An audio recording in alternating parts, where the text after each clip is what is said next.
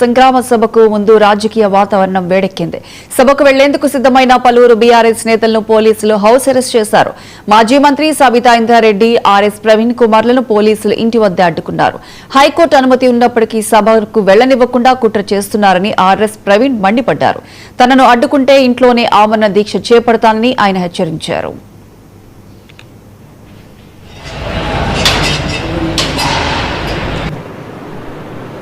తెలంగాణ ప్రజలందరికీ కూడా నమస్కారం. నేను డాక్టర్ ఆర్ఎస్ ప్రవీణ్ కుమార్.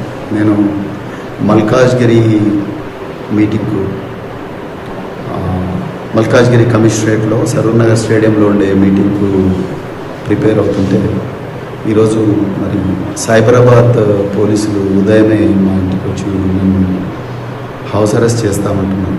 నిజంగా నాకైతే ఆశ్చర్యంగా ఉంది. గౌరవ తెలంగాణ హైకోర్టు, అదేవిధంగా గౌరవ మల్కాజ్గిరి పోలీస్ కమిషనర్ శ్రీమతి సుమతి గారు వీళ్ళందరూ ఇన్ రైటింగ్ పర్మిషన్ ఇచ్చిన తర్వాత కూడా మాలాంటి నాయకులను వీళ్ళందరినీ కూడా పోలీసులు అరెస్ట్ చేసి గృహ నిర్బంధంలో ఉంచి ఆ మీటింగ్కు పోకూడదని ఇన్ని కుట్రలు చేస్తున్నారంటే ఇంకా తెలంగాణలో రాజ్యాంగం ఇచ్చిన జీవించే హక్కు కానీ లేకపోతే స్వేచ్ఛగా తిరిగే హక్కు article 19 clause 1 clause A clause B ఈ విధంగా రాజ్యాంగం నుంచి సంక్రమించిన హక్కులకు కూడా మరి ఏమాత్రం కూడా రక్షణ లేకుండా పోయింది.